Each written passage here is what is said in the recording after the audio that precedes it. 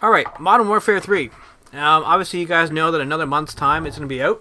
I have been sort of not really looking forward to it, and I really haven't seen a ton of hype about the game. I think everybody's sort of waiting to see how it's going to play out compared to what the Modern Warfare 2 experience is all like.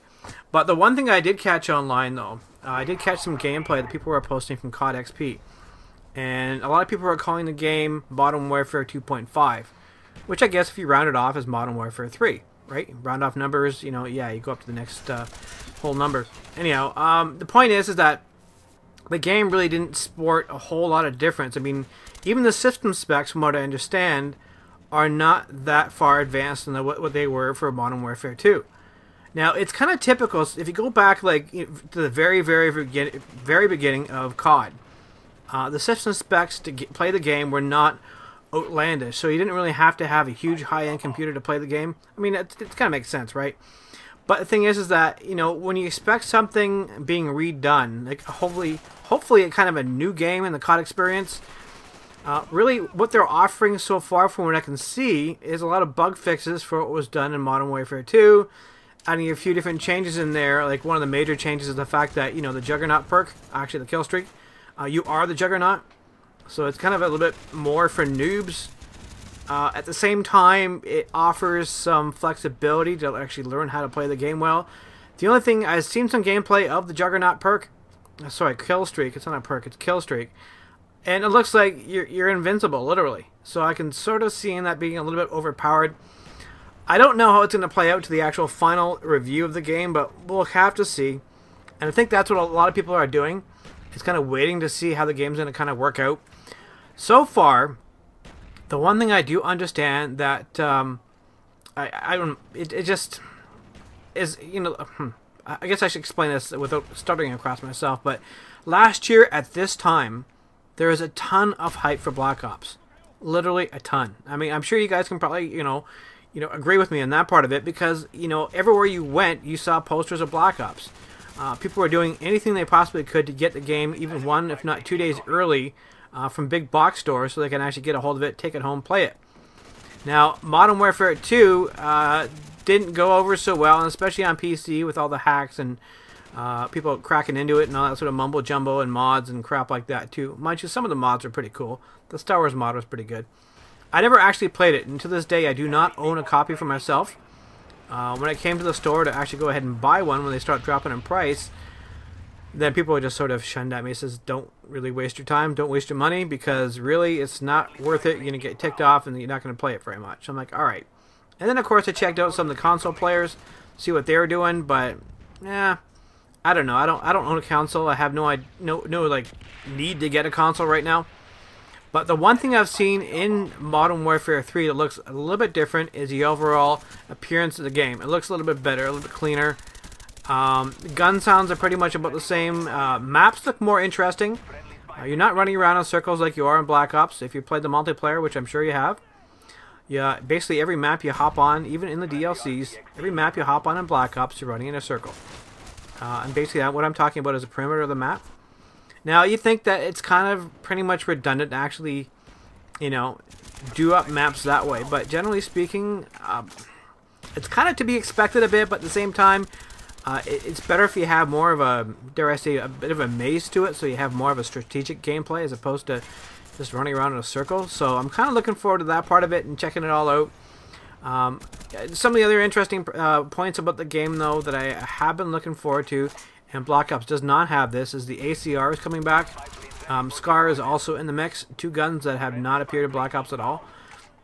Some of the proficiencies are kind of interesting. There's tons of perks and kill streaks. The point systems, what they call point streaks for the assault, support, and specialist classes. I'm actually kind of curious to see how that's going to kind of work out, because the one class that actually has me kind of interested is the support class.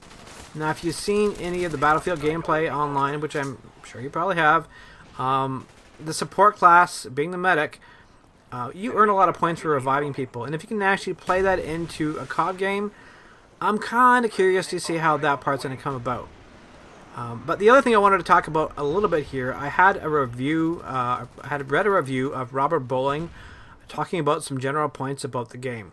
So basically he's talking about Modern Warfare 3, what the major changes are, what we're going to notice first off.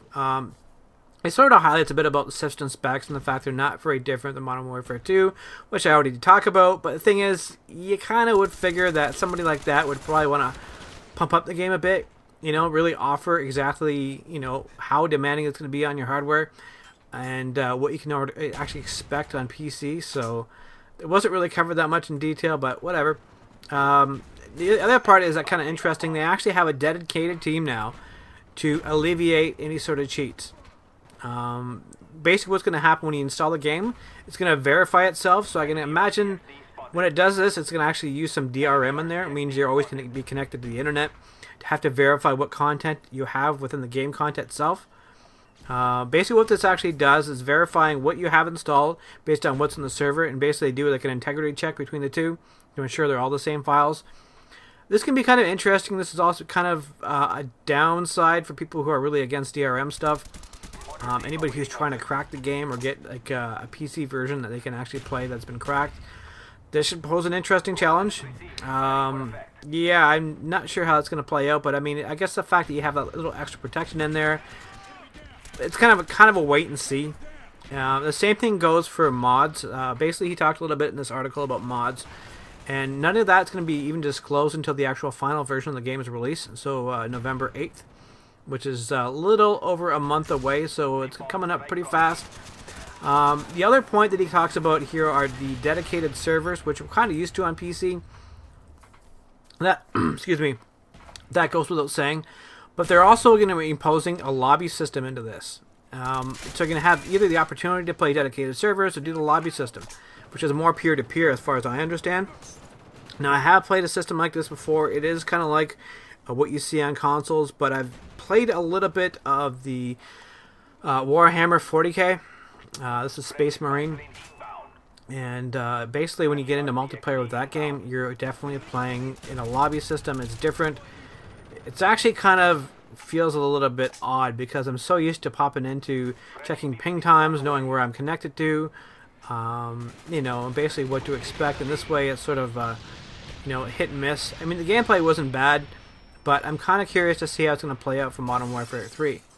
Now, at this point in time, I do not have the game pre-ordered. The only one I have pre-ordered right now is Battlefield 3.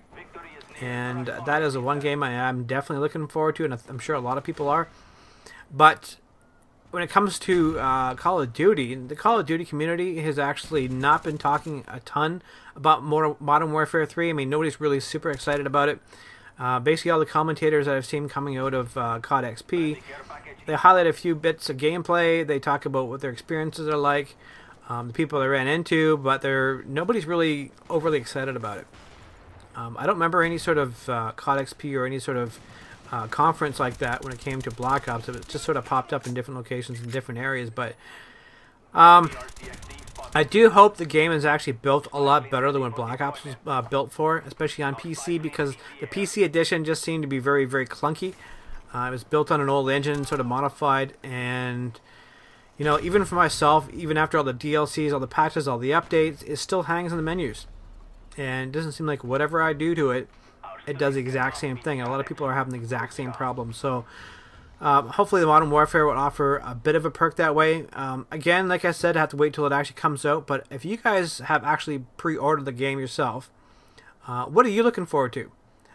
Do you have a channel you want to post gameplay on? Be kind of curious to check out what you guys think about it when you actually do get it installed. And also, of all the reviews you've seen up to now on the game, what do you think? What do you expect? And what are you looking forward to? Cheers.